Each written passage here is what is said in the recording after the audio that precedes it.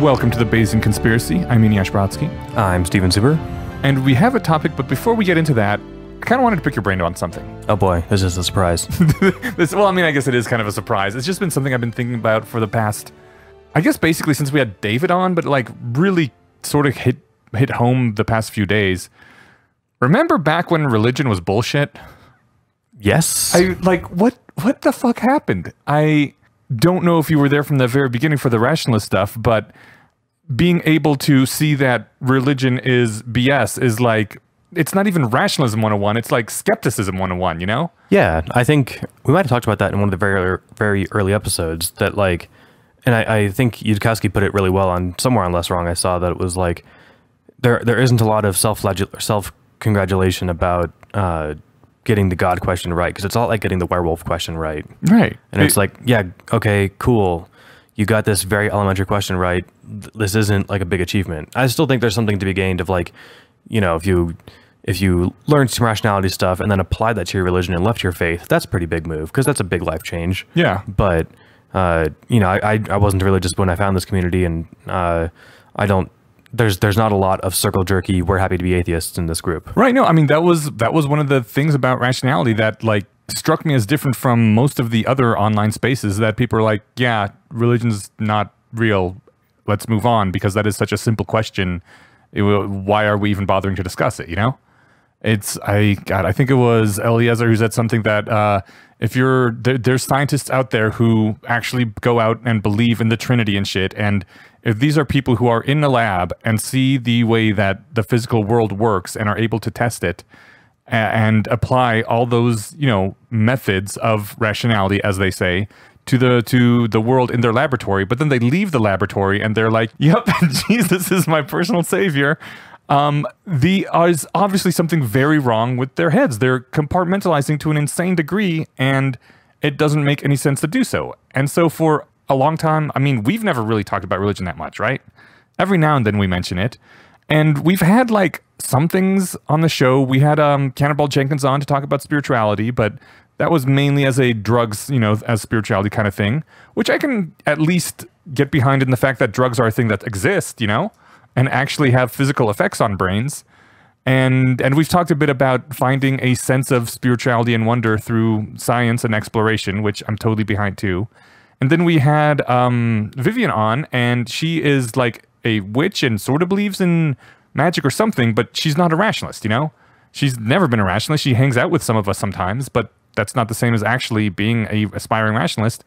But then we talked with David, and he was like, I do spells. Like, he said that he believed someone called him for a job because he drew a sigil and it influenced the probability of people calling him. I'm like, what the fuck just happened? Why, what, is our community degenerating because we don't have a strong enough gate on the, you know, hey, religion and mysticism is bullshit thing? Like, I thought we were post all that, and I guess we're not. Is that the open-ended question? That's my open-ended question. What the fuck? Do we need to be more anti-religious just to keep those things going? I can think of two things related to that. One, I don't think that David, and feel free to tell me if I'm wrong, would say that what he's doing is religious in any traditional sense. Okay, that's very true. So, like, and I don't know if we can taboo religious and say, like, if it's magic. Yes. Because magic is religious, and religious is magic. Yeah, I was using the wrong word there, but yeah, I do mean specifically things that are supernatural. Yeah, because he's not talking about the creator of the universe caring if you masturbate, right? No, he's saying that... he can influence probability by drawing signs. Right. So that's the thing, and maybe we can get him to non-Jordan Petersonly answer this question. He made the sounds that someone could say, that someone would say, I can manipulate probability with my thoughts or with my energies or whatever. I got the impression throughout the entire episode that he didn't really think he was doing that. He did say he was going to test it scientifically. Maybe that's just good rationality. But I didn't even want to touch that because I was like, we only got an hour. I wanted to talk about things that are actually interesting instead of going back to the religion debate. But now I regret it because now that's out there without me having like strongly come out and challenged it immediately. Yeah, maybe it's worth getting a write-in or a sound clip if he's down to do that to give a full answer to this. But it's my impression that he doesn't think he's doing magic with a capital M as per Harry Potter canon, right? Or per I brought up The Secret, which is the closest thing that he was talking about. And he said that was, people in the community hate that. And I didn't read a lot of the Rune Soup links that he sent. I read the one on debt, which to me that was what captured me about it. That's what I thought was really fun. Yeah. The quote about summoning debt like it's a demon and borrowing from a probabilistic future, that was really cool. That was a really fun way to think about it. And I was like, that is a really fun twist. And it struck me as kind of like an original seeing through a kaleidoscope, right?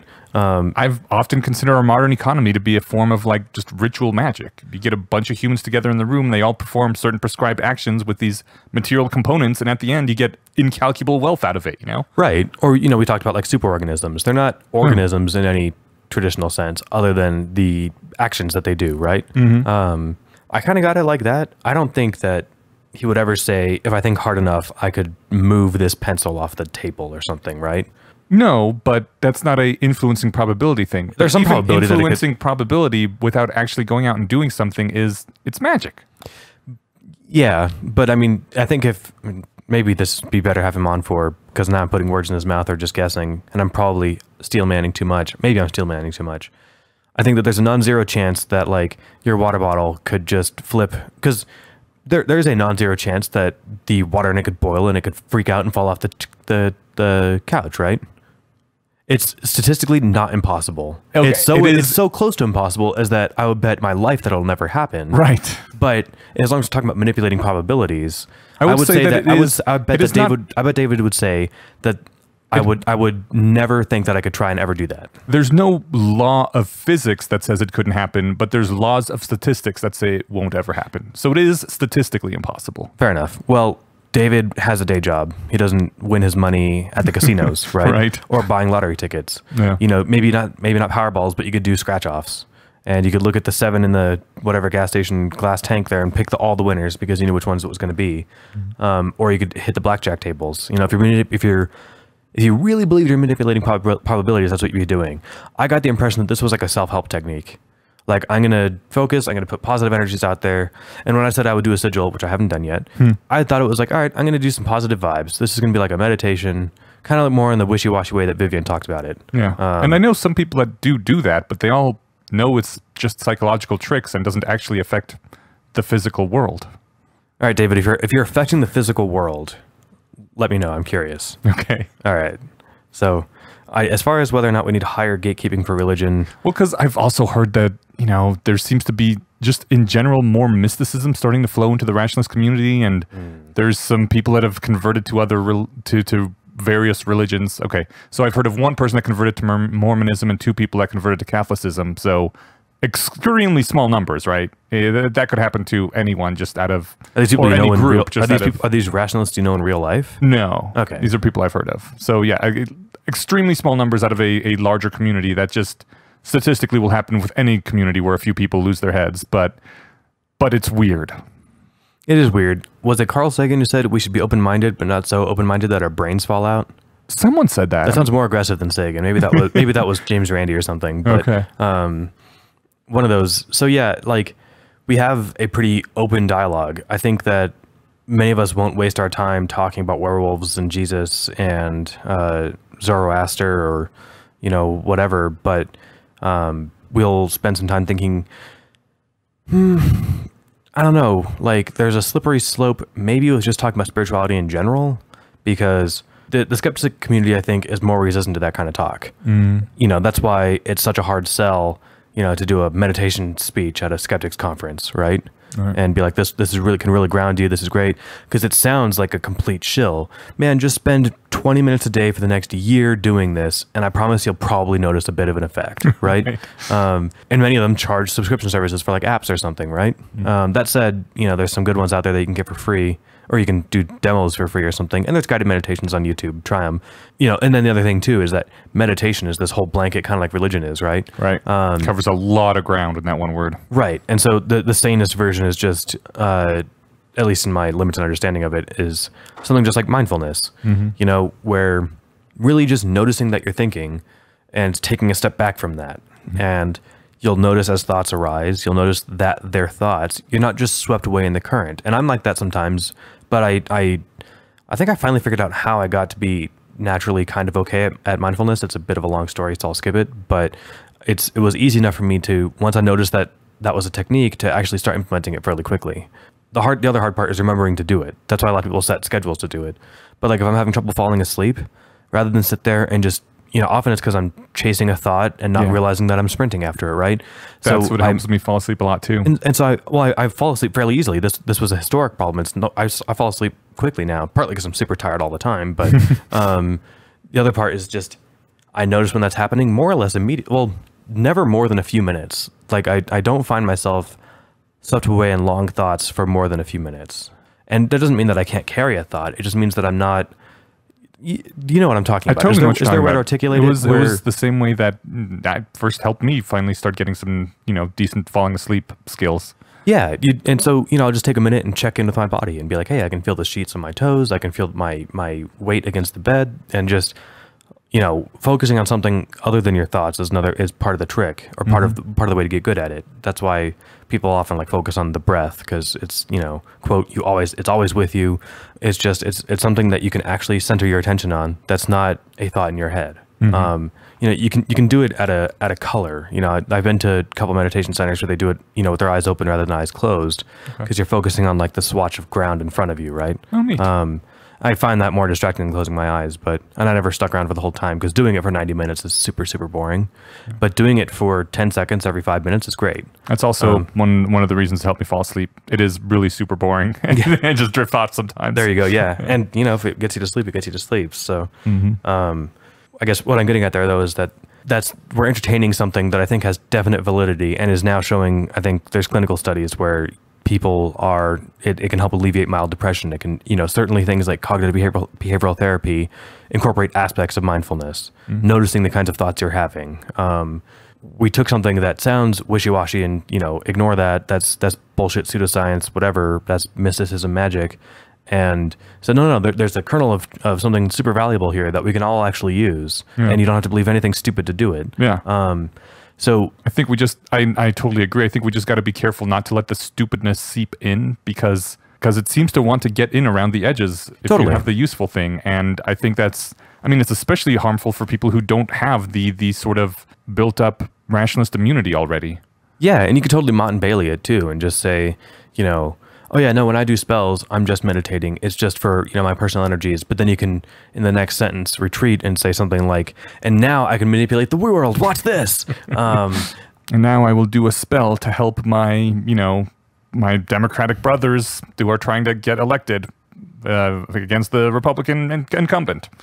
I'm pretty sure that they've even done large, like, this is probably it's definitely pseudoscientific meditators, but where they'll all get together and like hope on one thing, or concentrate on one thing, whether it's influencing random number generators or trying to make plants grow or something random, right?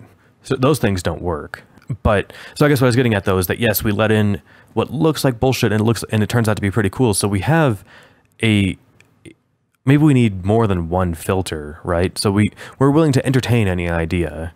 Whereas your hardline skeptic might be like, nope, I've got my box of real stuff and bullshit, and that's got a bullshit tag on it. It's going in the bullshit box. Right. So I think it's good to be able to let ideas. Makes it a bit too rigid. It does, and because then you miss out on things like meditation, or there are some some skeptics who haven't read Feynman that would shy away from words like spirituality. Or Richard Dawkins can be powerful in that too. If you read Unweaving the Rainbow, or the Greatest Show on Earth, his evolution book, there's got to be another catch.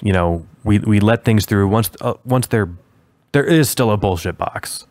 I mean, unless someone comes to me with a dead werewolf, I'm not gonna start believing werewolves, right? And even if they do, I'm not gonna just look at the body and be like, that's a fucking werewolf. I've changed my mind. Some of us turn into dog people every month. I'm gonna say, okay, that's super weird. Let's get some scientists in here to poke at this thing. And yeah, I think that even a skeptic would do that. So where's the other barrier to be drawn? It's got to be, I want to say, consistent with our understanding of the laws of physics, but a good, humble rationalist will admit that our understanding of the laws of physics is strong but imperfect. Right. Every now and then when I'm talking with someone who believes some sort of, supernatural stuff, they'll be like, well, you don't know everything about physics. I'm like, no, obviously I don't know everything about physics. But I do know that what you're saying reeks of all the bullshit that we have found to be not true throughout the past. Yeah, I don't know everything about this subject that we're talking about, but I'll bet you $1,000 that you don't either. Right. Just because I don't know all of physics doesn't mean I have to entertain your assertion that God had created the universe or something. Yeah, and that was actually literally a conversation I had a few weeks ago. And that's the standard thing, right? This is every anti-evolution debate is somebody saying, "Oh, can you explain the elbow joint of the lesser spotted weasel frog or something?" And it's like, "Oh, I haven't looked into their elbows yet. Maybe I can have a grad student do it." Aha! You don't know. Therefore, it's intelligent design, and Jesus cares about who gets married and who masturbates, and so it doesn't have to be one or the other, right? There's rationalist techniques to avoid that. There's privileging the hypothesis. There's being aware of false dichotomies. If I can't explain it, that doesn't mean that your explanation is any more likely. Certainly, if I can't explain it, because I'm an idiot. But even if the scientific enterprise doesn't know yet, that doesn't mean that your pet theory is it doesn't mean that it's rational to believe it just because none of us, whether it's me, people in the room, or humanity as a whole, knows, right? The idea that it could be a God that created the universe is, I guess, not physically impossible, but it is so statistically unlikely based on everything we know that it is as unlikely as my water bottle spontaneously boiling off all its water and jumping across the room. Right. And which is to say impossible, and I reject it out of hand. And that's fair. I think it's like there's the problem of privileging any hypothesis, even if you just say, aha, intelligent design, but nobody just stops there unless they're Motte Baileying, right? In which case they're not stopping, they're just pretending to stop. They'll say, look, I beat Richard Dawkins in this evolution debate, therefore you're damn right, we've got to stop abortions and this and that because the creator of the universe wrote this book. Well, I actually was talking with someone who did more or less kind of stop there. Or at least as far as when we were talking. Yeah, because what's the point of believing that unless you're attaching a bunch of other shit to it, right? He just wanted to believe it, as far as I can tell. He was like, because it meant something. Maybe it meant that there's more chance of an afterlife, or that somebody in the universe cared about, or that the universe itself cared about him, or something, or her.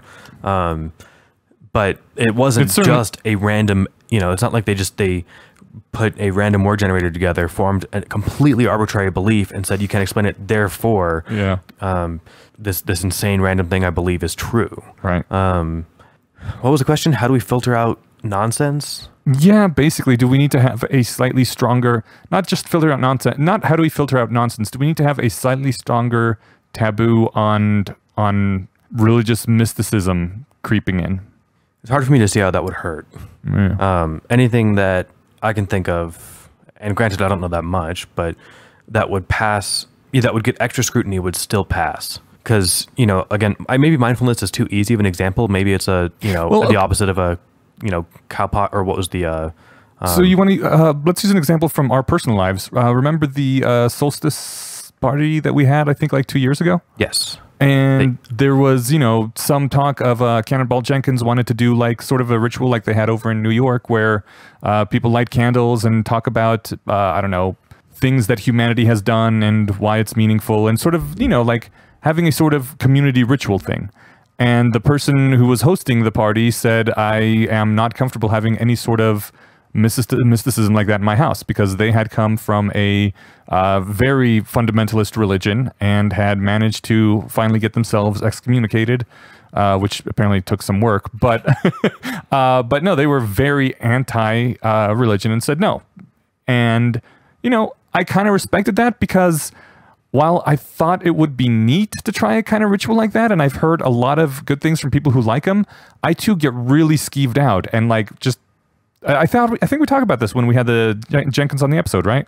Where it was like really, I still have a sort of allergic emotional reaction. And he talked me out of it a little bit. And I think I recall by the end of that episode, I was like, okay, yeah, I'm willing to try this thing that you've said. That sounds interesting. But still, when I think about it, it feels weird. And so there's the trade-off that we would be missing out on things like that, which some people genuinely do find valuable. Maybe it's that I've done things in the last year that's increased my openness to experience. But much like I've agreed to go with you to a club, I'm inclined to believe that there are aspects of life that I'm missing out on because I've decided that they aren't fun already. I'd be willing to give it a shot. I suspect I won't have a good time, holding hands and uttering a prayer to Eliezer Yudkowsky. Which is what we do now, just Right. before we sacrifice the babies. Now we got to think of something more rationalist to sacrifice. As we sacrifice our bad beliefs. I don't know. Okay. As we evict our beliefs that aren't paying rent. God, we could make this into a real sermon. In this particular case, I think it's easy enough to say, you know what, the host of the party at whose place at the person whose house we're doing it at didn't want to. It's that easy for me. Yeah. Like I'm not gonna say, well, I don't care. Right. This place also didn't want us to bring meat. Yeah. And I'm like, well, I'm not gonna bring meat because I think it's okay. Right. Like if you don't want it, it's your fucking house. That's fine. If they wanted to come over outside to do it or something, whatever. That doesn't strike me. They're not doing anything magic there. No, they're not even no, they're claiming. not. They're not claiming to. Yeah. I don't think that's a good example. Well, no, I mean it's explicitly not magic. It's just a celebration but should we of draw humans. the line there and say this? Right. This is what gets us on the slope to doing real magic. Quote real magic. That's what I'm unquote. saying. If you start introducing the more ritual kind of that stuff, then that kind of cracks the door open a little bit for the magical thinking to come back in, right? Or does it? It certainly could. I don't want to be making a slippery slope argument because those are kind of bullshitty too, but Well, some slopes are actually slippery. yeah. And sometimes it's not a bad thing. Sometimes it's okay to slide all the way to the bottom. And other times, You make a compelling point for infanticide. right? Yes. So there's a joke there. Neither of us are necessarily talking about killing babies, but long story. The Only during our solstice rituals. Right. I don't know. That strikes me close to the meditation example. I mean, closing your eyes and thinking positive thoughts or just meditating on the emotion of love that sounds about as hipster as it can get, right? And as we all know, hipsterism is equivalent to religion, if we're going to be super slanderous. And yet I would say that's a valuable way to spend 10 minutes a day. Probably not 6 hours a day for a month. All right. But banning that sort of mild thing, or not banning, but shunning it, or whatever, or not condoning in our personal communities or whatever. Yeah. Not partaking. Just kind of looking at it funny and being like, I wonder, is this a bad example to say like using drugs that alter your psychology, like that alter your state of mind for a day? Like I know people, well, I've met people who don't drink or, have ever tried pot or, like I said, a shot because they want to be lucid all the time. That's the way they want to do it because that's how they can be the best thinkers that they can be. I think they're missing out on something. Yeah. And I think drugs are different because they wear off. They do. Yeah. But they can change you. And they make you a little. Sometimes you're more open to experience. True. You're less stressed. But I mean, I certainly got much better at the social stuff after I started drinking a lot. I mean, I think everybody gets that. Just because they. But eventually, it became like a more permanent skill. Where now yeah. I could be social even when I wasn't drinking. Because now maybe you'll realize that nothing bad happens when I'm social. Or maybe it burned out the antisocial neurons in my brain. I don't know, man. Yeah, but one way or another, you stopped caring about it, and that's probably a positive change. Yeah. So I wonder what someone like Penn Jillette would say of like, look, psilocybin's been shown to help treat pretty major depressive disorder. Do you think that it's a good trade-off? Do you think it's better to lucidly view the world through the heavy haze of depression, or do you think it's better to be tripped out for a few weeks, once a weekend for a few weeks or something to overcome that, and then you can be that much better at perceiving everything? Certainly, I think it'd be a waste to spend the rest of my life tripping, right? Yeah. And I don't think anyone would want to spend a long time doing anything like that. But the goal of what I'm trying to say is that I don't know if I could draw the line at anything a priori, at least without having giving it some thought first. You know what? I think I will draw this analogy, and this is probably the last thing I have to say on the subject. I am in most things, a rather left of center person.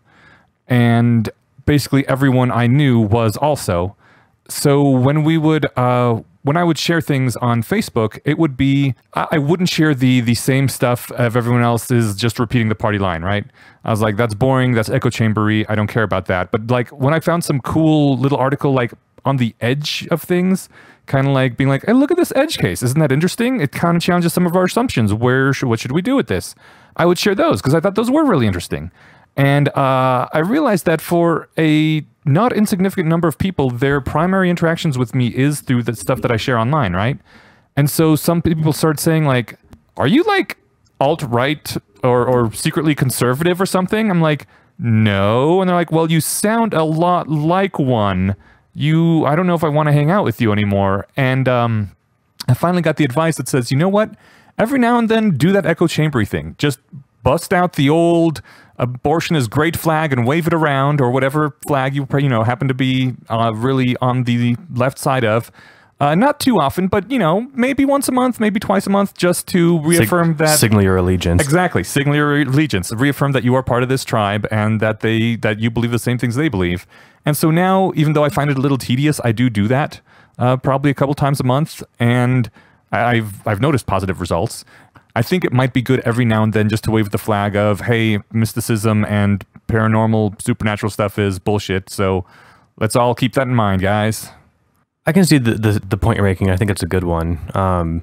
For the purposes of getting along with people in social settings that aren't, one of the, I don't know how you define aspiring rationalist other than people who, say they identify that way or whatever. Mm-hmm. But part of it is the joy of entertaining new ideas, and challenging ones. Yeah. I mean, like, I found, Sam Harris had a blog post back before he was doing his podcast on profiling at airports that I thought was super compelling. Mm-hmm. Compelling in the sense that I don't know if I thought that I necessarily agreed with it, but I thought it was a really fun and interesting idea. Mm-hmm. I remember that article. Yeah, I mean, the idea that we're wasting time making Betty White take her shoes off when it's almost certain, or better yet, I think we talked about this in the show. Al Gore got patted down. He got extra security randomly. Right. Did the person doing it really think Al Gore had switched sides?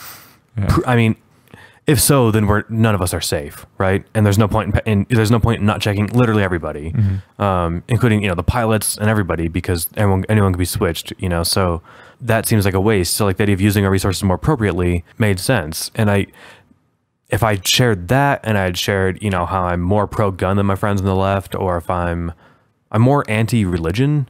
Probably than the average person on the left. There are a lot of people on the left I think can be anti-Christianity, but if you say you're anti-Islam, then you're then you're suddenly some conservative nut job. Yeah. And I'm like, even if you're just anti-religion as a blanket, there are more Muslims than there are Christians. Right. So therefore, I'm even if I'm distributing it exactly evenly, mm-hmm. I'm however many more Muslims that there are than Christians, I'm that much more anti-Islam because there's that more of them. Yeah. So if there were more Christians, I'd be more anti-Christian, maybe.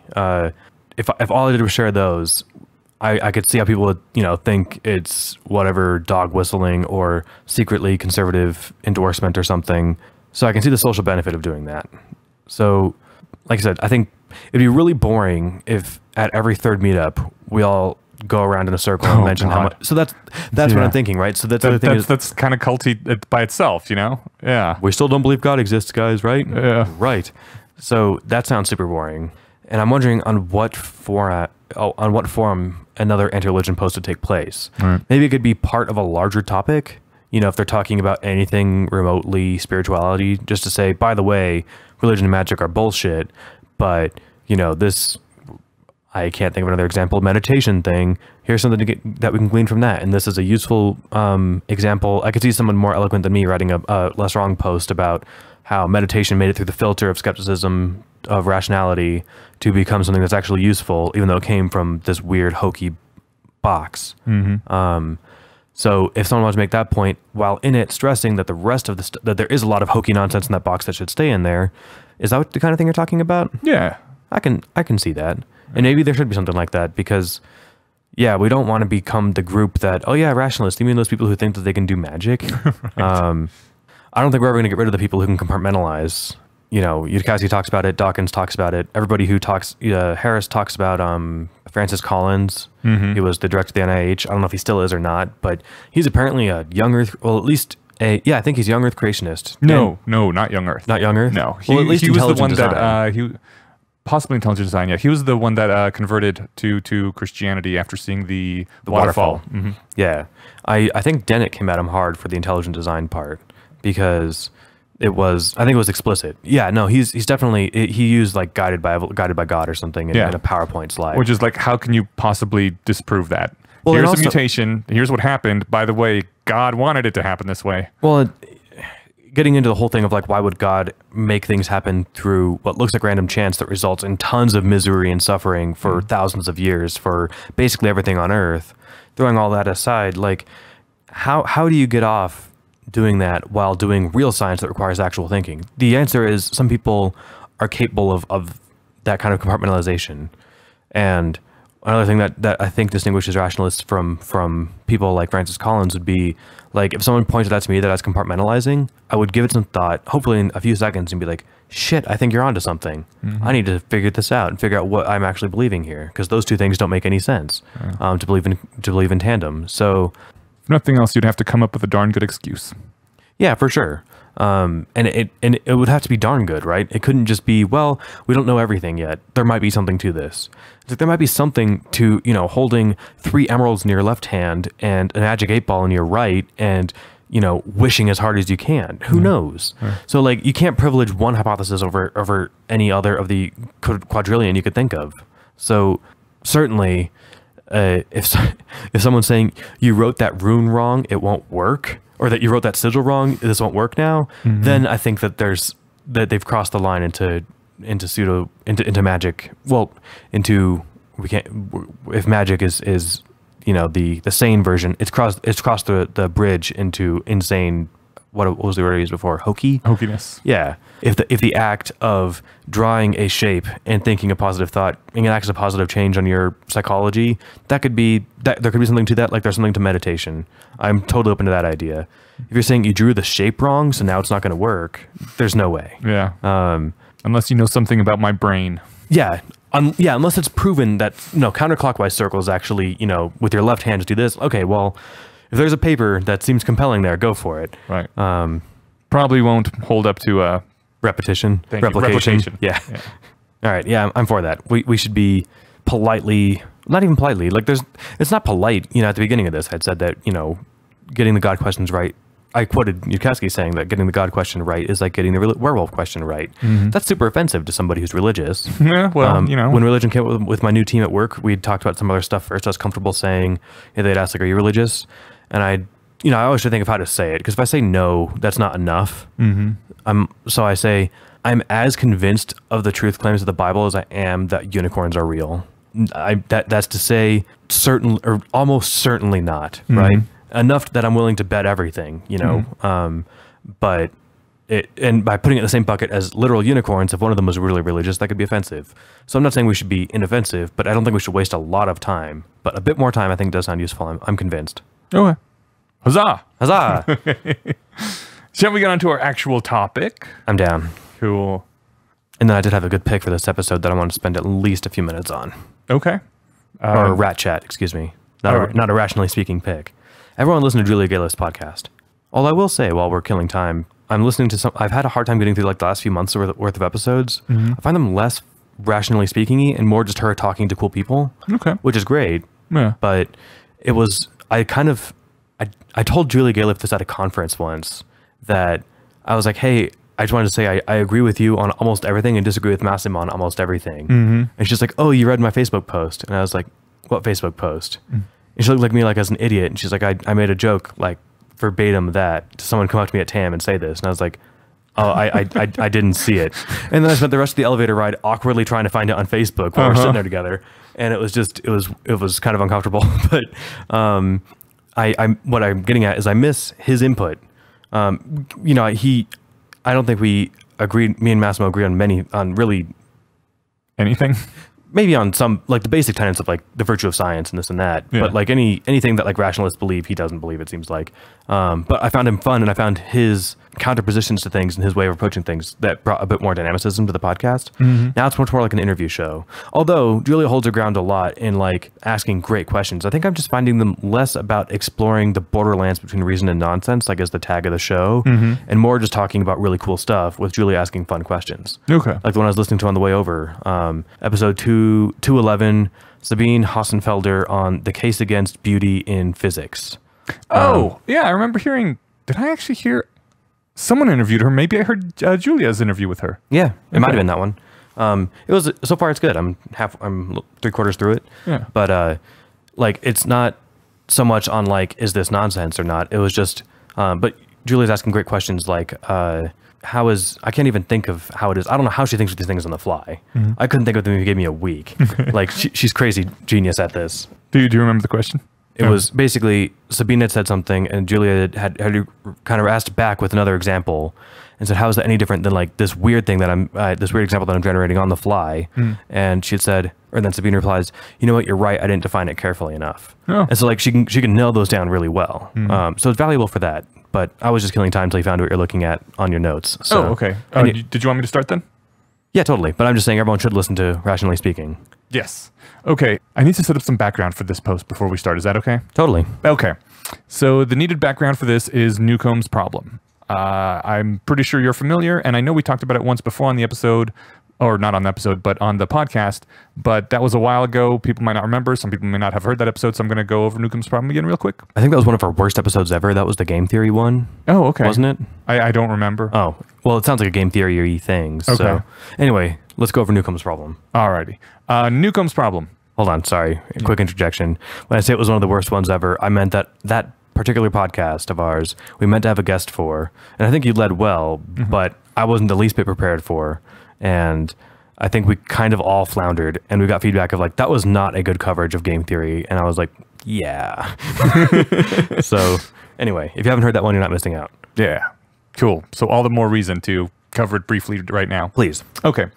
Newcomb's problem is this. You are approached by a predictor. We will call this predictor Omega. Omega has some access to your decision-making process. Perhaps you are an algorithm and it can look at your source code. Perhaps you are a human and it's just really good at reading human psychology, or it can actually scan your brain or something. It's a predictor. It shows you two boxes. One box is clear. You can see that within it is $1,000. The other box is opaque. You don't know what's in that box. Omega says to you, I have made a prediction. If I predicted that you would open only the black box, then you will only get what is in the black box, and I put $1 million in the black box. If I predicted that you will open both boxes, I put $0 in the black box. Here's the two boxes, make your choice, and then Omega walks away. So at this point, you can open just the black box, in which case the $1,000 in the clear box gets incinerated or something. You don't get it. And you get either $1 million or $0 based on whether Omega predicted that you would open only one box or not. Or you can open both boxes, in which case you get the $1,000 in the clear box, and you get either $0 or $1 million in the opaque box based on, you know, whether Omega thought that you would open only one or both of them. And the question is, what do you do now? Someone who hasn't heard this problem before, one of the common replies might be, why do I trust Omega's judgment? What is Omega doing that makes me think that there's anything to their prediction? We can say that he's done this a lot of times in the past and has always been right before. Cool. Or at least 99.9% of the time he's been right. And so whether or not that's through, like you said, brain scanning, I'm a super intelligence, I'm literally God. Yeah. The point is that he's pretty darn good at this. For the postulate of the thought experiment, are they all knowing or just really fucking good? Just really fucking good. Okay. But good enough. Basically, yeah. Mistakes are extremely rare. Extremely rare as in 1 in 100 or 1 in 100,000? At least 1 in 1,000, maybe less. Okay. Then yeah, I'm a one boxer. I don't. Okay. But I'm sure that there are smart people who disagree with me, and I'm maybe because I don't know anything about decision theory. Yeah, but I hear this and I'm like, this predictor tells me that they scan my brain, and if I'm a one boxer, I get $1 million. Well, then by God, I'm a one boxer because I'd love $1 million. Right. So. And the people who disagree with that say that that is backwards thinking because the choice you make now cannot affect things that happened in the past, like whether Omega put the money in the box or not. But Omega's probably making the decision based on your reaction after they told you what happened when you walked into the room or something, right? Well, they put the money in the box before you showed up. Right, but they're telling you this, saying, I know how you'll act after I tell you this. Yes. So they've already set the room up. Yeah. It's considered a difficult problem by many because of that backwards causality thing, even though most rationalists have the same opinion you did. You know, if I only choose one box, I get $1 million, so fuck yeah, I'm only choosing one box. Plus, the marginal cost of taking 2 boxes is another $1,000 on top of $1 million.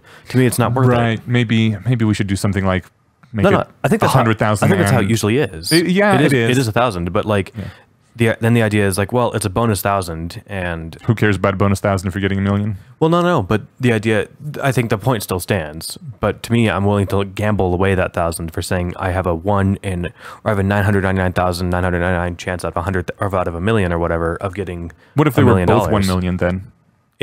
I want the I highest, see what you're saying. It would have to be more in the black box, Right, By yeah. some amount, Exactly. to make it worth going for the black box. By some so amount 3 million then. 3 million and 1,000,000. You're guaranteed 1,000,000. You might get 4,000,000, or you take a chance to get either 3,000,000 or 0. take a really good chance to get 3 million though, right? So It is, yeah, supposedly a really good chance. I would still be a 1-boxer in that situation. Okay. All right. It is often been compared to, not often, I at least one time saw it compared to, Often. Once. I think it just stuck in my brain really strongly, which is why I was like, it's been often, and I'm like, no, it's been often in my head. There you go. Been compared to Calvinism. John Calvin, I think his first name was John, was They were all named John. Yeah, right. Was a theologian who believed in predestination, i.e., when you are created, God knows whether you're going to heaven or to hell, and there's nothing you can do to change that. So the common reply to that is, well, if I'm already either saved or damned, regardless of what I do, what is my motivation for not going out and, killing, stealing, raping, whatever I want to do, because it doesn't change what happens to me in the end. And his answer, or the common answer, is, well, if you were going to heaven, you wouldn't do those things. That you're demonstrating what sort of person you are by doing those things and making it obvious to everyone else where you're going to. This strikes me as a clear example of him having this predestination theory where, of course, he's one of the chosen, and so are all of his best friends who supported his religion. And maybe. I mean, but then this was like a post hoc reply. This doesn't sound like the kind of carefully thought out, like it was all written down at once, then shown to people that way, right? I'm pretty sure that he thought it out beforehand, just because he was a very, thinky guy. Well, I thought he was I guess I only learned about Calvin in high school. I thought he was a crank, and a lot of religious people, and that this was... Well, he was a crank in that he was a religious, yeah. Well, but he also, was a smart religious dude. So it was really written out in the way that, people like Darwin would anticipate people who disagree with them and say, well, then this is why. Then what's the fucking point? I mean, that's the exact same argument of what's the fucking point of taking one box? Well, because it's the same problem, right? But why would you believe that? Why would you believe what? The predestination thing in the first place, or is that too far afield? No, that's just, why would you believe it is more along the lines of because God knows everything and it is part of the dogma. But in this so case, he can't not know in this that case, Omega told me this, right? And so God has also said that he is all-knowing, which must mean that he knows the future, which must mean that he knows if you're going to heaven or hell, right? And he knows whether or not you can do the right thing when he made you. Yeah. I used to joke when I was deconverting as a teenager, my parents are vaguely religious. I think I mentioned once that my mom articulated Pascal's wager to me without knowing what it was called. Yeah. She had said something once about just like, I'm just worried about your soul. Yeah. And I quipped that I'm as God made me, Mom. if I'm an unbeliever, that's because that's the way God wanted me to be. Yeah. I don't know. It would be bizarre to, this is just my problem with theology.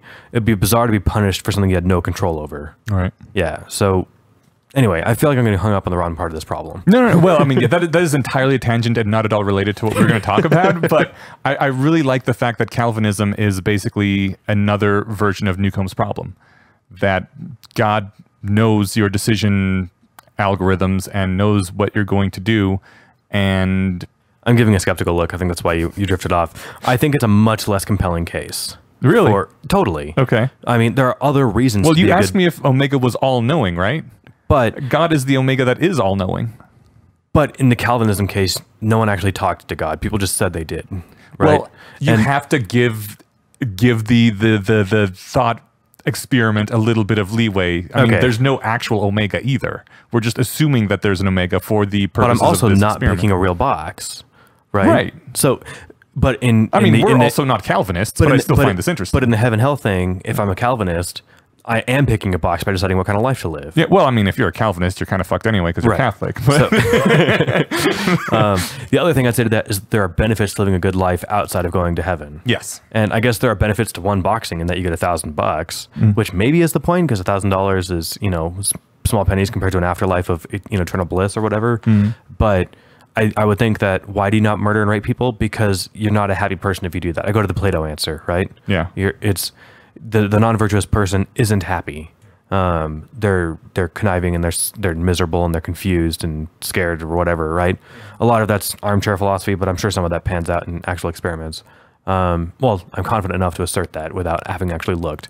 I'd bet that immoral. Well, I know this. I've met people, people on the wrong side of the law, or people who have done terrible things and are racked with guilt. They're not happy. They're not flourishing. Yeah.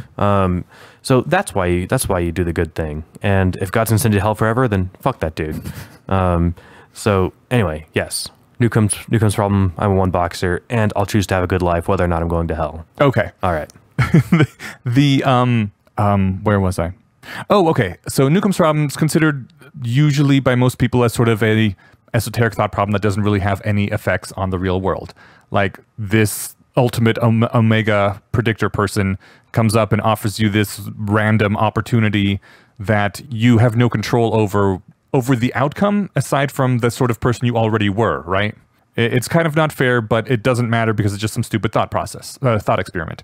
There's this wonderful post that says, oh, Newcomb-like problems are commonplace. And I was like, that's interesting. I would like to read this. And it makes the argument that we are in fact surrounded by predictors. Anytime we interact with another human, we are interacting with someone who not only has usually a lot of motivation to predict what kind of person we are, but also has a lot of experience in predicting what other people do just through a life lived, and has, many, many eons of evolution behind them, also helping with the predicting of the humans that they interact with the most. And so actually, we run into Newcomb-like problems very frequently, where people are trying to judge you based on what they think that you are going to do.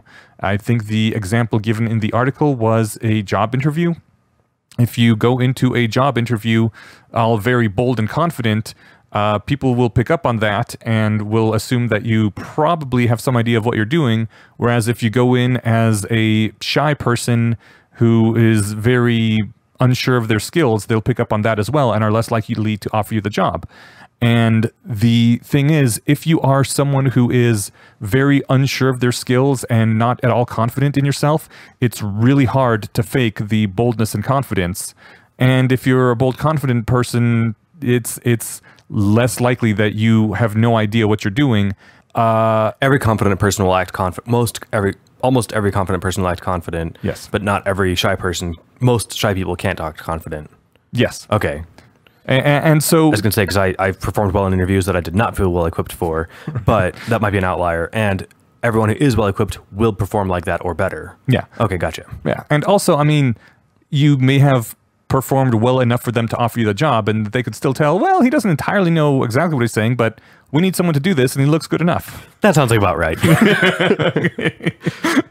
They're willing to settle for a little less. Right. Perfect. Yeah. Another example also in the post was that this person, the post author, specifically knows two people who are really unpleasant and untrustworthy people.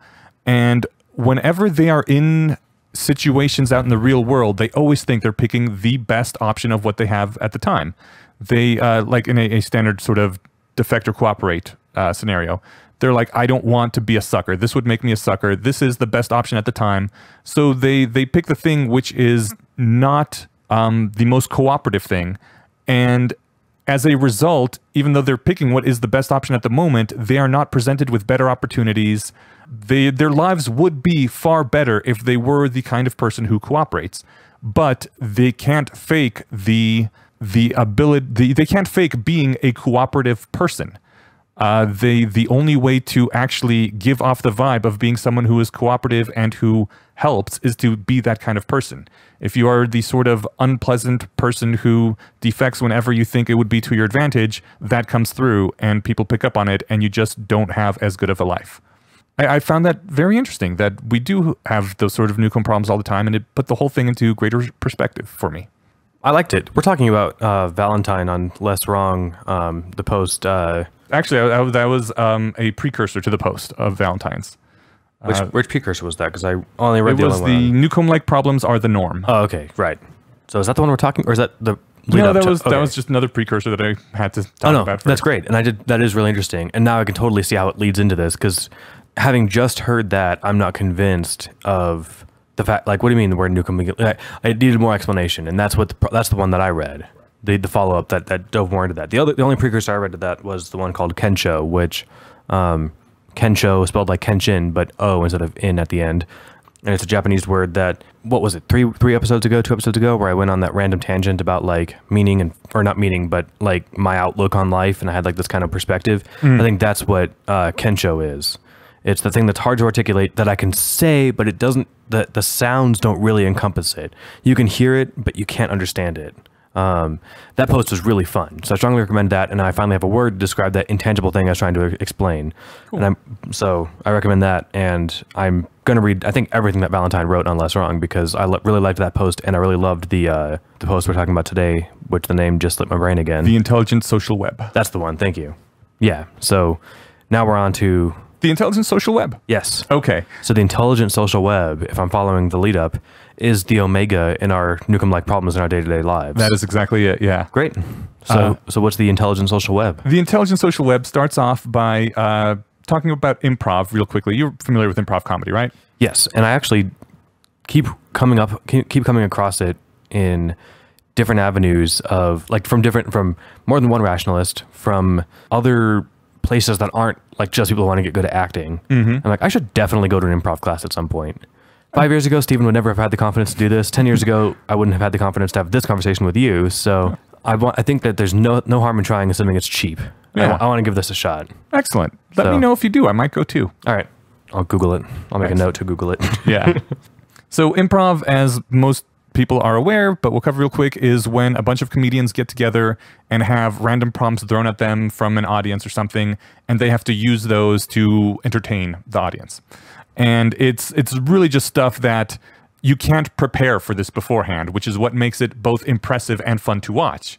You like yell out something from the audience, you're in a garden, you find a stuffed teddy bear, go! And then they have to work with that. I'm sorry, I was going to say one thing that makes improv so uniquely fun here for the person, you're probably getting around to this, but that really struck out me when reading this, was that you, as the person that is improving, your character that you're playing knows what's happening, because they have to, because that's part of what makes it a show, right? Right. But you as the actor don't. Right. So you're playing somebody who knows what they're doing, but the person playing them don't know what's happening. Yeah. It puts you in this really weird state to where you're playing somebody who knows what's happening. I keep saying this over and over, like right. It's making it more clear, but no, it was really interesting. Yeah. Yeah. It was a great, his example was that, like, the first actor says, "Oh, there it is, I found it." And so now you know, okay, someone has found the bear and that it was lost before. And then someone else says, "About time, we're almost late." And now everybody knows, oh, they apparently have somewhere to go and they are running behind on time. And then another person says, "What do you care? You're always late to everything." And then, like, oh, so now we know this specific character is a really late, tardy person, and this other character is annoyed at them for it. And so things keep building like this, and it just sounds really fun to do. We do got to get together and do this at some point. Deal. But the point is that everyone is working together to build a scene. Everyone is in this sort of network. They're a node in a network that's making the scene, and they all have these constraints on what they can do, and they're trying to figure out what they can do, but all working together, they get to make the scene without there being any director, even any real director, any real script. They're just working off each other to get to a goal. And they have to do it in a way that coheres with the other players. Yes. Right. Yeah, they have to work together. They have these roles that are emerging. This is sounding more and more like real life. Yeah. Right. So the post goes on to think that this web can sort of be thought of as a distributed system that computes the relationship and guides everyone within the node. Even though there's no specific director, the interaction of them working together works sort of as a director to move them in a direction, as long as they are all cooperating and working within it. And non-cooperation in improv is jarring and uncomfortable for everybody involved. Yeah. And doing it in real life is just the same. Yeah. So, I mean, I can cite an example of bad improv from, what's that show that every rationalist really likes? There's a number of The Big Bang Theory. Oh my God. I see all the hate mail coming in. That was a joke. Yeah. But, you know, I like to unironically, for the first few years, it got worse. And I get, like, it was complete. Like, the best term I heard for it was nerd blackface. Yes. But it was comedy with a laugh track. Like that's how it was going to be. That's true. But there was a part where I can't remember what the point was, but Penny, the one of them that wasn't a complete socially inept nerd, and the one who was trying to be an actress, was trying to teach Sheldon to like fake confidence or something. So she tried to give him an improv lesson, and she opens the scene and she's like running a shoe store, and he's like, "Can I get a chocolate frozen yogurt or something?" And she's just like, "Right, we're a shoe store that also sells frozen yogurt." It was that, like, you could see her, you know, he's ruining it. And I don't want to keep cutting you off. You seem like you're on a roll, but no, go for it. This post was like the best exploration of what Yudkowsky talks about in the sequences and in the methods of rationality as of roles. This is what you're supposed to do. They use the phrase at least a couple times in methods, reading from a script. And that's because, well, as the stern administrator, you're supposed to say this. You're supposed to feel this, and this is the role that you're playing. This is what everyone's expecting of you. Yeah. And therefore what you're expecting of yourself. Yeah. And going off script is uncomfortable and weird.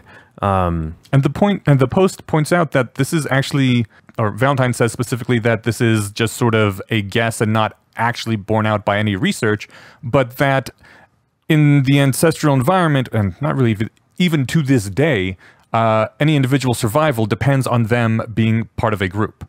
Like, humans on their own generally don't live very long. It's the fact that we are in a group and can work together towards goals that makes us able to live. And, you know, that's also true. As long as you are in a community, generally individual people don't starve. They aren't put out to starve. If the community is starving, everyone is starving equally, because there's no one person hoarding all the food while someone else dies. I mean, some people might die sooner because they're more susceptible to disease and the other stuff that happens during a famine. But as long as you're in a community, you know you're not going to be the guy that dies of starvation if you have a bad few days out in the field. Going with the script reading and the roles and stuff too, imagine being the one farmer who had an adequate yield that season or something, right? And you're like, I have exactly enough for my family. And everyone in the community would get together and lynch you and your family if you had said, no, we're going to lock our doors. We're going to be fine. Yeah. Sorry, guys, y'all had bad luck. And to an extent, many people would feel pressure to say, you know what, we'll all suffer, but none of us will die if I share. But my family could get by great if we kept what I have. But this is sounding more political than I'm meaning for it to. But what I'm getting at is that this is a two-way street, and no one has to articulate the role that the starving community has, and that the lucky person had, right? Yeah. But if we take a step back, and instead of looking at it as individual people, looking at it as a person interacting with the network of all people, like the quote unquote director that we were talking about earlier, the person needs to be accepted within the group, so they need to fit in order to survive, and the group needs to know what to expect from each person within its network.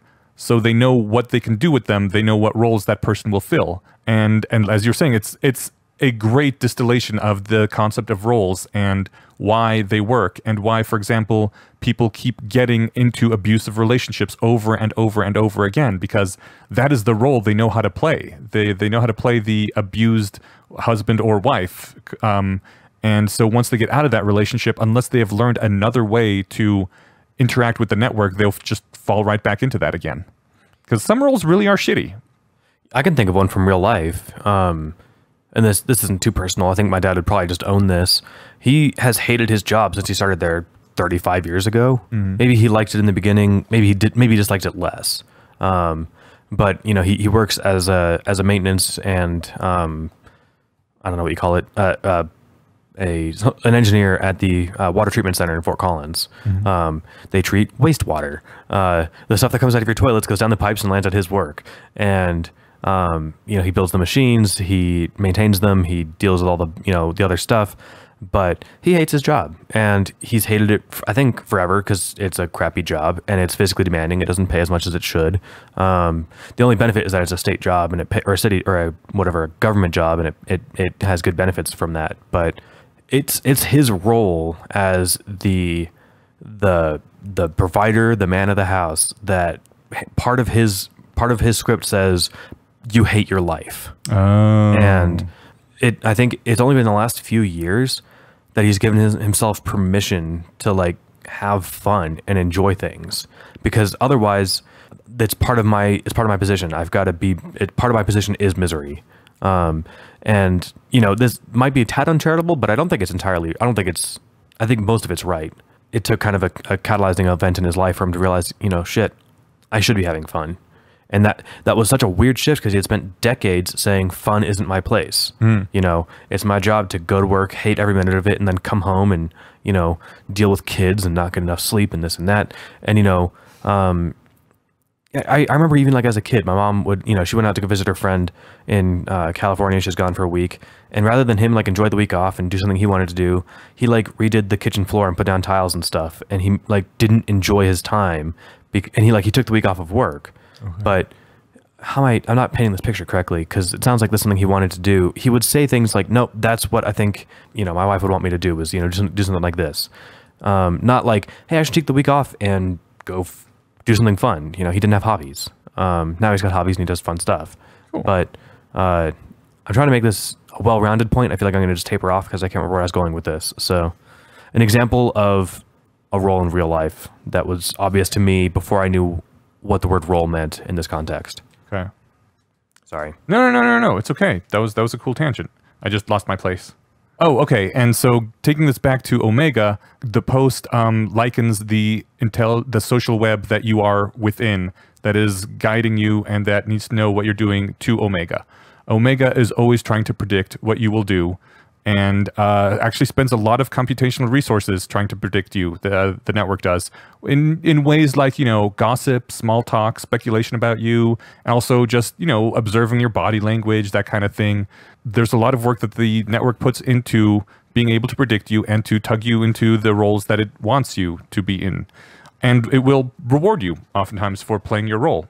And I think that was the thing that I'm putting my notes aside now. That was the thing that I most got out of this particular post, is that humans in general, as far as I know, and certainly me specifically, I need to feel like I am useful. And I think most people need to feel like they're useful. And I think it's a deep human need, which has been put into us through the process of evolution, specifically in order to fulfill these roles, in order to keep our community going, in order to keep you know, our genes procreating and the human race moving along. Because when we all work together as a larger network, we can survive and thrive and do amazing things. And the way that we can motivate humans to do that is by having this instinct that you have to feel useful. And that's what roles gives us. It gives you a way to feel like you are contributing and you are valued by your community. And I think that is one of the things that is most missing from the modern world. It's like, my community is spread out among 3 cities right now. We get together once a month, really, to see each other. And the rest of the time, I'm kind of alone. Like, the physical community I live in are all strangers. I don't know any of my neighbors.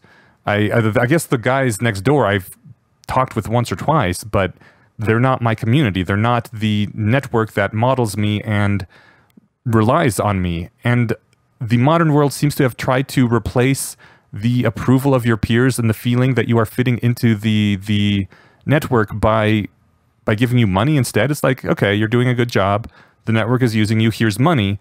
And I mean, money is great. It gives you comfort. It gives you food and air conditioning and stuff, but it doesn't fulfill that need to feel like you are valued in a community. And I think that's why life seems so empty for so many people right now, is because we don't have these roles. And I kind of want to, at some point, work out some way to have an actual rationalist community built up where we kind of can have both a community that needs everyone and has some way for everyone to contribute and feel like they're useful.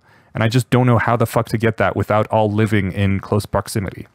Because I really am starting to get the feeling that being able to see people on a at least weekly basis, if not every few days, and be like, hey, I see you. You're a cool person. I read your body language. I'm giving you a smile because I remember the thing you did for me last week or yesterday or whenever, and we are all in this together, I think is kind of psychologically important, and we can get by without it, as, you know, the past century of America suburban living has proven, but it doesn't necessarily make us happy. And I think this post kind of clarified why, because we have that need to fulfill roles deeply ingrained in us. That's an interesting take, and I see a lot of the points you're making. I didn't draw that point. I took... Well, it's not explicitly in the post. No, This no, is just yeah. me. No, yeah, for sure. It's the way you took it, and I like that. It's interesting. I took it in other ways, but I guess responding to that, there's a couple of things. Like, on one hand, this ties into, you know, Hansonian signaling. It's not enough to just be helpful. It helps you feel good, and Plato might say that's enough. Aristotle might say that's enough, but it might make you feel good, but not as good as you would feel if you helped conspicuously. Mm-hmm. You know, if you were secretly funding some important project, you might be like, this is happening because of me. And that might help you a bit. But if somehow accidentally everybody found out that you were the one behind it, oh no, now you've got all this social capital and everybody knows that you've been helping. That's much more important. That gives this bigger rush. I think that's why it feels so much better to volunteer within your community than it does to send $1,000 to AMF. Because you don't see the people that are being helped by the malaria nets. They don't come up to you and say thank you, you know, and you're like, yes, I know objectively I just saved half of a life or whatever it was, but that's not the same as giving a sandwich to your buddy who forgot his lunch and needs some food.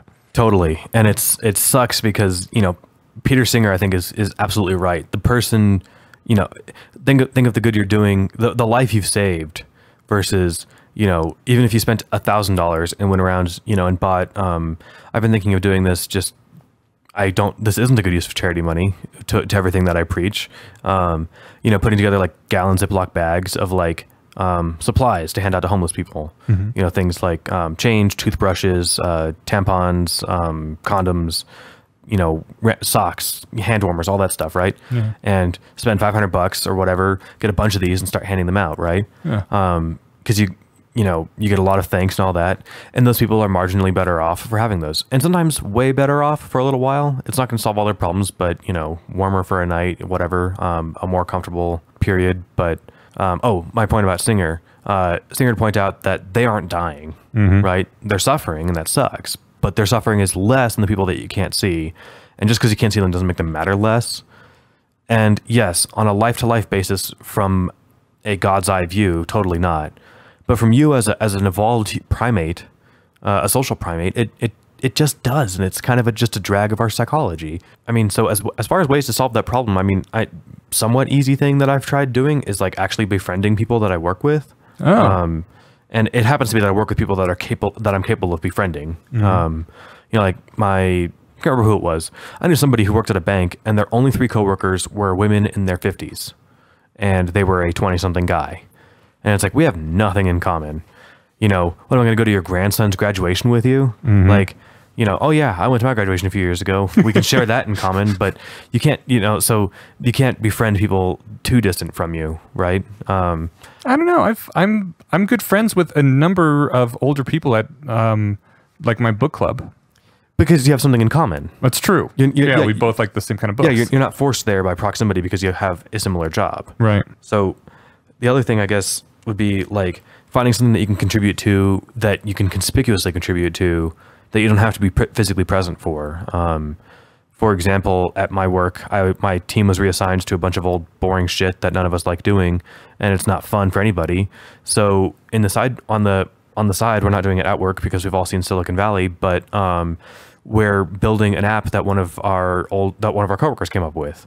So we're in the planning stages of that now. We're going to start actually putting fingers on our keyboards for this in a couple of weeks. But then we'll all be contributing in a way that is super obvious. Did you do this yet? We're going to have, you know, a Kanban board where, you know, I'll pull this story down, I'll have my name on it. People will see that I did it, and then it'll be done.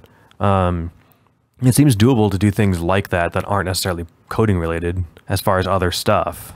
Maybe that's something that we could dedicate our local community to thinking of things that, you know, you could gamify some sort of charity thing. You could, I can't think of ideas right off, but it seems like the kind of thing our community would be good at thinking of solutions to. How do you do something community building where you get a sense of community with the people that you're hanging out with in the room when they're not in the room? The other way to take one of the things that one of the other things that post mentioned was that this social intelligence web forces you into roles. One way to like notice that for yourself, if you haven't yet, is just think about many people act differently when they visit home, if they don't live at home. This is super apparent for me, even in ways where I didn't think it was. Like I had a friend that I haven't seen in a few years come visit. We went out to dinner and my partner pointed out that, hey, you acted like a younger version of yourself hanging out with that guy. Cool. And I was like, I did? I didn't even notice. And I couldn't put my finger on any of the behaviors. I don't think she could either, but it was just I was playing the person I knew 4 years ago, that he knew 4 years ago. Yeah. So as not to violate his expectations, right? So part of what I've been doing the last year or two, and that's partly because I have more slack in life and et cetera. There's all kinds of fun ways. This all ties together. It's great. Is I've stopped doing that for the most part. Oh, I've made an effort to stop doing that. To stop doing which? Putting on masks, putting on roles for different places. Okay. I'm more or less the exact same person at home in my parents' kitchen when I'm visiting them as I am at my house or at work. So like I brought my real self to work, minus a couple of the parts that, you know, don't fit in. Like I can't be, you know, super cute at work like I am at home because, you know, Rachel and I will, you know, say super adorable things that would really turn off my coworkers. No, it would make everyone's eyes turn into hearts. Well, we'll see. Some part of that, you know, just would be so unexpected and this is part of like why roles are important, but I think also why they, I'm kind of making opposite cases here. I'm saying that I think, at least for me, I like having less variance between the roles that I put on. I find it's more relaxing, and it is still different, you know, if Rachel visits at work and, Can be a little uncomfortable having those two worlds collide. Well, it's at the point now where it's not uncomfortable, but it's interesting and it's fun in a way that is, but there are ways, you know, some people are very different and that would make it uncomfortable. And then that I think that's the stress that I'm trying to do away with by being more of myself all the time. But I don't hold anyone's hand at work. You know, I don't say cute things, right? Or something like that. I'm trying to think of other things, but you know, you get the gist. Oh, you meant literally hold hands? Yeah. Oh, okay. Right. So, you know, if Rachel comes to visit and she comes out to lunch with me and the team or something, I'll hold her hands during that because I like doing that because I'm with her, but they don't know me as, you know, the kind of like, you know, the person who does that. Right. Right. I'm not sure. I felt like I do this probably with every other thought that I have. I feel like I was onto something and then I forgot it. Oh, damn it. That's okay. But no, yeah, I think you made a good point about it's better to not have as many roles that you have to switch between. I think when possible. I mean, obviously, like, if I was the kind of guy who went to nightclubs, I couldn't bring nightclub Steven to work. Right. Right. Yeah. You don't also want to like kill nightclub Steven because he doesn't fit in with the rest of your life. Right. So some parts of that are really valuable. But maybe have as much cohesion as possible. Like there's a good case for this in a completely different context, but in Sam Harris's book on lying, he talks about, you know, he's going against he raises all the cast examples of like why people say it's okay to lie sometimes. And he brought up like the example of like a used car salesman who gives good deals to friends and family, but not to strangers because they're out to make a buck. And, you know, that's part of the job. But then that puts you in this weird position where it's like, oh, you're Karen's sister? Oh, then you don't want this car. You know, let me give you one of the good ones. Oh, okay. Or let me give you an actual deal. I told you I was giving you a deal, but I wasn't. Yeah. So like that person doesn't have the slack in their life to like, you know, not try and make money when they can. They can't treat every customer like family because they wouldn't walk away with any money, but it's that kind of disjointed connection, right? So I guess when possible, reduce that variance. But the other thing for me was to notice when you're doing things. I had it was like a week-long incident would have been in like November or December, where for a week at work I was acting.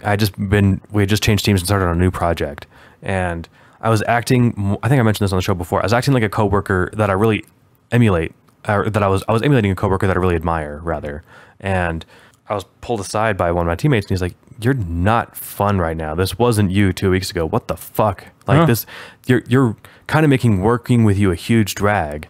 At the time, I was like, well, that's just because, you know, reasons. And then when I thought about it that night and I kind of realized what I was doing, I was playing another version of Steven that turned out to be less me, less what they were expecting. If I was always like that, then, and the guy that I was emulating isn't an asshole, but he was more dedicated than I am typically, and more than my team was. Yeah. And that's what I was going for. Okay. And so the network managed to nudge you back into the role they wanted. Well, and into the role that I wanted. Yeah, yeah. So it more just pointed out to me that, like, I think because they, to run with the metaphor, saw me pick up the script and start reading from it, and they're like, those aren't your lines, right? Nice. These are your lines. That it was an obvious example for me to notice an update from that. And then moving back was a lot less drawing work, was more fun, and working with them was more fun. That's awesome. So is there a takeaway here? I guess hopefully someone can glean something from that. I was trying to go somewhere, and I never wrap up, but there's something to get there. We got to work on sticking the landing somehow. But I'll start. The journey is fun, landings. though. Yeah. I did want to say that the post did have one thing that I thought it was going a bit too far with, where it said that most people will never come to change their mind unless their network is either pushing them or pulling them in that direction. The reason it's so hard to get people out of religion is because everyone that they know is in their religion and pulling them that way. And I think that takes away too much agency from people. I don't know about you, but I left my religion despite basically most of my life being, in that religion and being taught about how it was. And I was married to a fundamentalist Christian for a good 6 years, and I never was even slightly tempted to slide back into religion. There's a lot of things where I think you can just stick strong against the network. And sure, there's pressure on you to backslide. I don't think people are quite so at the mercy of Omega as he was pointing out in there. So did you have no other community that you joined by leaving your faith, whether it be one person that you really admired or one really compelling argument that you wanted to be seen as the kind of person that could be persuaded by arguments? Or well, I guess by the time I was leaving, many of my friends were leaning in that direction as well. But so I think I had sought that out, I think I might have a problem with how little agency I assigned to most people much of the time. Yeah. Not most people much of the time, with many people some of the time. How's the way to put this? Yeah, the post says, it looks like one of the greatest challenges of rationality is that people change their minds about meaningful things, mostly only when the web tugs them into a new role. Actually thinking in a way that for real changes your mind in ways that defy your web-given role is socially deviant and therefore personally dangerous and something you're motivated not to learn how to do. I find, just to play devil's advocate to you, I find that somewhat compelling. We happen to be in a niche community that does endorse that, unless they're believing in magic, in which case we're going to shit on them for 10 minutes on the podcast. So, but oops. I mean, and I brought that up tongue in cheek, but yeah. I was pulled into cryonics by the web I was trying to move into. When I was first discovering rationality and this community and all these geniuses were into it, I'm like, okay, I had heard of this mostly from places like Futurama. So this is something that some people actually believe. And there was this couple of years of disconnect where I wanted to be into it, but I wasn't convinced yet, but I really wanted to be there. Yeah. Maybe that's what it's like to want to believe in a religion or something, because I think I signed up before I fully bought it. I signed up because I was convinced enough to, and enough to even proselytize for it, but kind of shyly.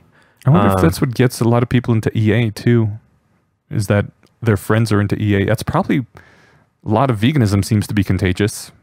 Yeah. Maybe similar kind of thing. It could be. And if you're the only vegan in your group of 100 friends, there's probably some part of your web that rewards you being that brave outlier, right?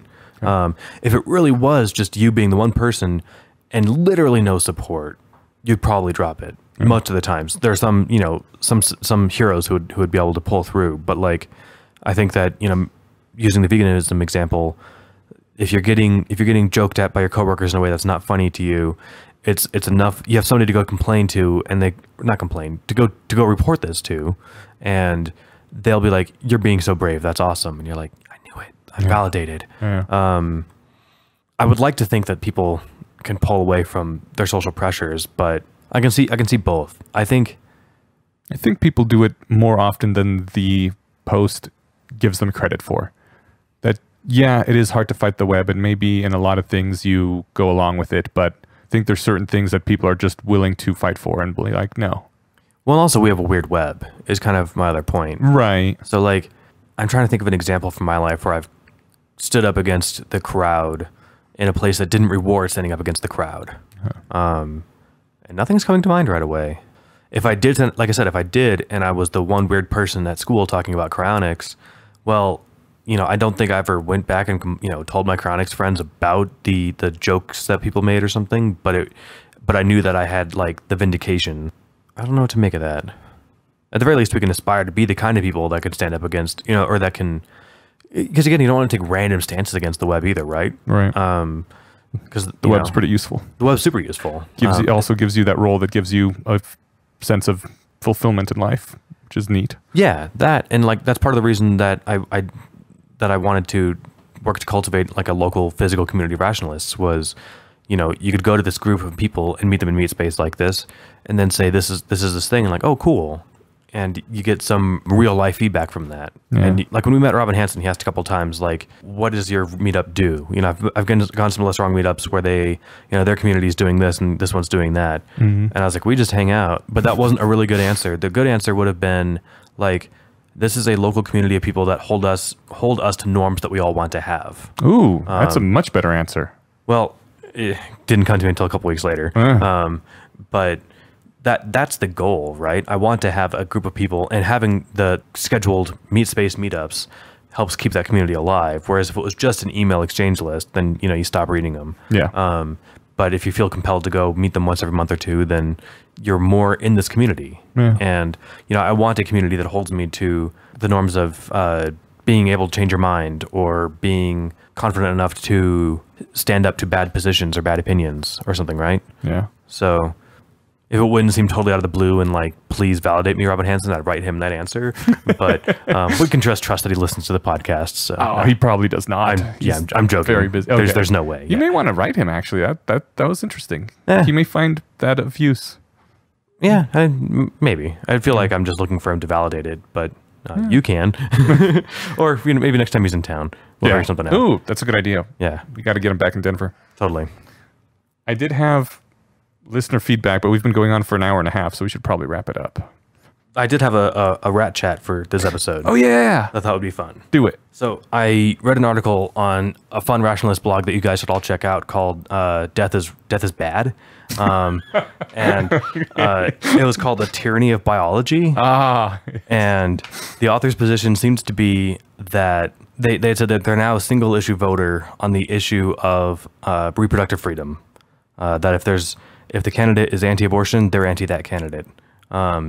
And they drew a long historical case from somewhere. I want to ask them about that. That reproductive freedom was really what broke us from the shackles of a shitty society. The short, brutish life that Hobbes described. So I agree that reproductive freedom is super important, and I could see it being a great litmus test for being a single issue voter, because it's unlikely that I'm going to want to endorse any candidate who's anti-abortion. Mm-hmm. So I could see it for those reasons. What I remained unconvinced of was really what I felt like were the strong claims that the ladder that dragged us out of our shitty, no one has enough resources, everyone's miserable, everyone's scraping by life, was the ability to control when you had kids. Mm-hmm.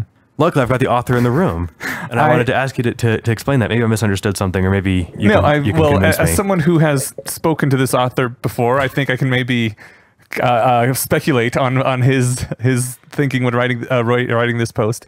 So no one's confused. Eneasz wrote this article. I did write this article, and I did not plan this at all. I didn't know that Stephen was going to bring this up. So I am taken by surprise here. Oh, good. I got you too. Yes, but I don't want to say that it is the only thing that is responsible for dragging us out of the misery of deprivation that we had as a species for so long. I think that there is a lot to be said for the scientific method and agriculture and industrial revolution and all those things that have made us a better species. But I think that is absolute reproductive control is a not sufficient thing to get us out of the misery we were in, but it is a necessary thing. We can't have that without the reproductive control, because until that point, we are still shackled to women cannot be full and equal participants unless they choose to be celibate, because they could at any time be I don't want to say afflicted, but if it's not something that you wanted and were planning for, it can be kind of an affliction with this burden that first distorts your body and has huge ramifications for your biology for the next 9 years, but also permanent effects on your body thereafter. And on top of that, now saddles you with a human that you are responsible for. And yes, obviously they give you meaning and love and all that too, but your life is drastically changed once you have the responsibility of another life. And that is a lot of fucking labor to take care of a small human. So getting the ability to choose when you want to do that, as opposed to being forced into it, is, I think, necessary for human flourishing to get us past the point where every woman has to pair up with a person that can help with that whole child rearing process. Can you explain that last part? First of all, you said 9 years before. You meant 9 months, I think. I did mean 9 months, sorry. So, no, that's fine, just in case anyone nitpicked. Yeah. Well, the second part is that you are extremely vulnerable, both when you are pregnant and during the first several years of a child's life, where it's usually good to have someone else with you, both providing resources and providing childcare and possibly protection. And that doesn't necessarily have to be a father or even a male, but it does make you... It curtails your ability to be an independent human. You need somebody else who's not also pregnant to be able to fight off saber-toothed tigers while you're, holding this baby. Right. Yeah. Okay. So that I don't think you used anything like necessary but not sufficient in the post. No, I didn't. So you made it sound like it was the only thing. That was my nitpick. I was trying to put forth a very strong argument, but I also I admit it is and know and acknowledge it is not the only thing, and trust that my readers probably knew that as well, I hope. This reader thought that you were making that was like your thing, that like, no, this is it. It wasn't anything else. So I'm an idiot. Well, I mean, I don't think it's you're an idiot. I think I was also particularly passionate about that because we aren't in danger of losing agriculture or the benefits of industrialization.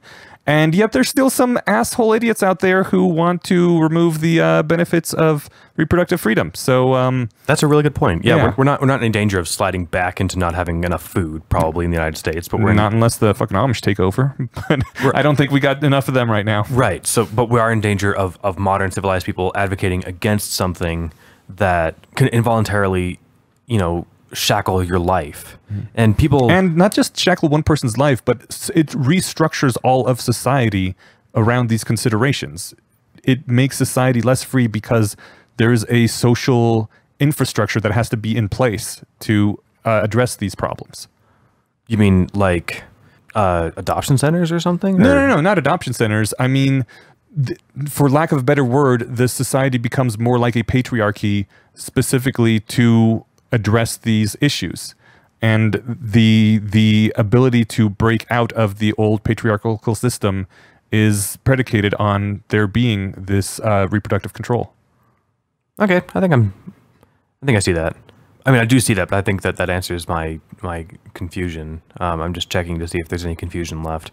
I think it's much easier to have a free and open democracy when you have a possible full participation of all citizens, as opposed to a society where you treat women more like baby factories, which I know that's not the entirety of patriarchy, and that is painting it in a very grim light, but that is part of it. And that sort of society is much more ripe for things like tyranny or general dictatorship-ish qualities. I can see that, yeah. And, we talked about at the last meetup that, having kids isn't something that like you add to your life like getting a new house. Mm-hmm. It's not something that like I have my old life and this new house. It's like, nope, my old life I've taken this way. Now I'm on the life where I'm carrying a kid for the rest of it. And people say for 18 years, it's not. It's for the whole life. You know, my mom still calls her mom, probably not as much as she did 50 years ago, but it's, or 40, I don't know how old people are. And it happens to be a fact of our biology that like you and I could theoretically sire hundreds of kids if we were just totally pimping. Sorry, it's getting late. But we could do it without ever knowing. Whereas you can't mother 10 children without being aware of it.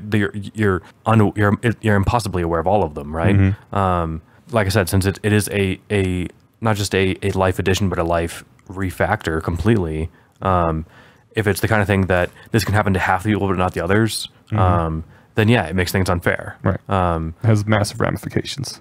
Yeah. No, but thank you for bringing it up. That was interesting. I don't think I've discussed one of my own posts before like this, or at least not had someone question me on it on the podcast. I'll see if I can surprise you again in a few months out of the blue. Well, first I have to write a post that's worth talking about again. So. Well, I just kind of started actually trying to make a point of reading sources that I like again. So, plus I have like the free time at work to do it. So, not like I don't have free time out of work. I'm just, not very productive at home. Was there a line in there, something along like, this might make women even supportive of the patriarchy because it gives something or whatever? Yeah, well, I mean, the patriarchy did have some benefits for women too. You should probably caveat that. Okay. Going back to the whole roles thing, as long as you were, not always the case, obviously, but for the most part, if you played the role of the mother and the home maker, baby producer kind of person, you could expect to be provided for and taken care of. The man had a lot more power, obviously, and you could get some really shitty deals if you have a bad man that you didn't know was bad, or if someone just changes later on in life, or decides, I want to abandon you. But given the fact that you are forced by biology to take these risks with your body and have these obligations put upon you, it is of some benefit to have a society that is structured in a way that makes that the default and makes some provisions for you to be able to do that with your life, to be able to live while that is a thing that you do. Gotcha. In a world without reproductive freedom, you're often better off allowing yourself to be shackled because it meant more chance of success for you and your offspring. Right.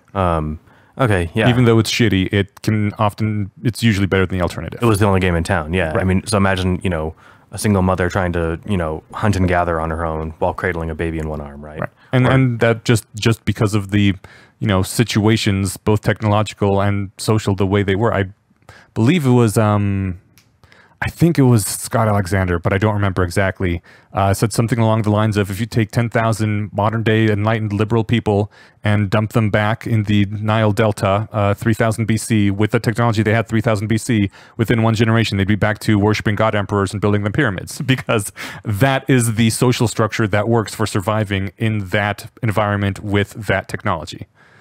So democracy would not work there. They would all die. So put another way, the patriarchy can't be shattered in a world where there's no reproductive freedom. Yes, patriarchy is necessary for survival. In a world without reproductive freedom. Yes. Okay, yes. Yeah. And I knew that was implied, both without reproductive freedom and with the technological levels we had before. I knew that was there, but I always kind of joke about like grabbing a soundbite and like so the patriarchy is necessary for survival or something. And I was like, all right, that's gonna be what Eneasz's text message noise when he texts. You know what can you do? Some people want to quote mine you. You can't caveat every single sentence. Even if you did, they could snip out that part. So yeah. All right. Okay. Well, thanks for indulging me on that. No problem. All right. Well, thank you to our Patreon supporter Jesse Butterfield. I think we know exactly who that is. Whoever you are, we really appreciate it. It means a lot. So, other than that, thanks to Kyle who makes the sound quality more palatable for human ears. Thanks also to David Gruier and Sumercu Project for providing music for the podcast. And, anybody who wants to, if you just came across this somewhere, you can subscribe on iTunes or other RSS feeds. You can leave a review there. You can leave reviews on the website, thebayesianconspiracy.com. I don't think you leave reviews there. You can leave... I'm sorry, comments per episode. Yeah. Also, by the time this episode goes live, I want to put together a... and you can comment on the subreddit as well. Yes, the subreddit. That's where I'm going to put this together on r/thebayesianconspiracy. I'm going to put together like a Ask Us Anything sticky thread at the top. Oh, neat. To where like if there's a random question you have that you don't want to go through the trouble of digging up our email and, doing it that way, if you're on Reddit already, and it doesn't pertain to an individual episode, so it doesn't fit for that thread, be like, what's your thought on this? You guys, we'll put those together and get around to those as we get around to them. It's a damn good idea. So that'll be available. And yeah, that's it. Feel free to find us on Patreon or, share this episode with your friends